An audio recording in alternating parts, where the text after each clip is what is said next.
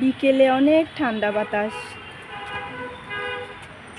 নিংবাবু এখানে খেলা করে ছাদে এসে, এই যে এগুলো ফুল গাছ লাগিয়েছে নিংবাবু, অনেক সুন্দর হয়েছে।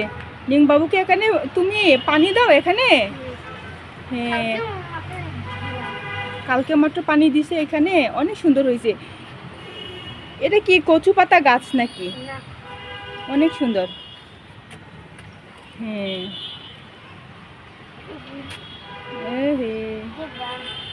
অনেক গ্রাম। আমাদের ছাদ থেকে সব দেখা যায়। অনেক ঠান্ডা।